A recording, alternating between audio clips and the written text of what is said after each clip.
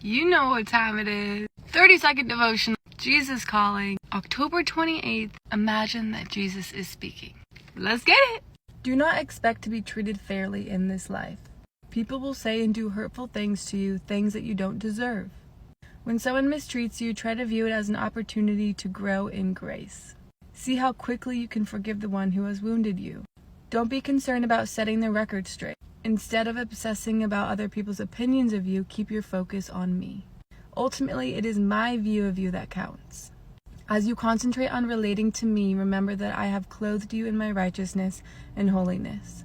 I see you attired in these radiant garments which I bought for you with my blood. This also is not fair. It is pure gift. When others treat you unfairly, remember that my ways with you are much better than fair. My ways are peace and love, which I have poured out into your heart by my Spirit.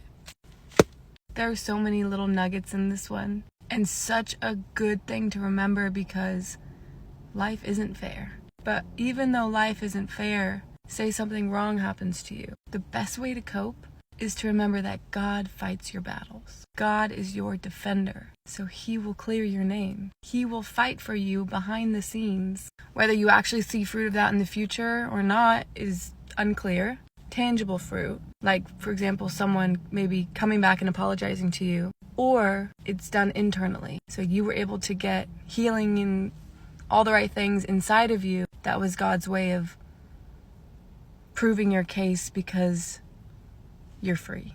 Was the line that said, when someone mistreats you, try to view it as an opportunity to grow in grace. One of my favorite words is grace growers. And that's what those people are. People in your life that test your patience.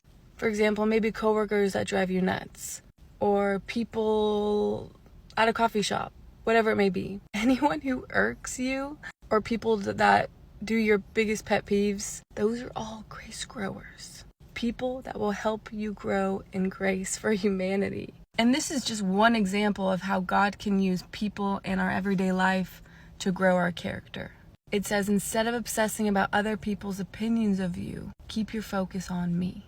And the more we shift our focus to God, the less we're thinking about other people, so the less we're going to care. And the more we focus on God, the more we're actually going to focus on the way He thinks of us, which is going to be the best version of us. So by default, we will gain confidence. We will stand taller. We won't care what people think because we're focused on the truth of who we are.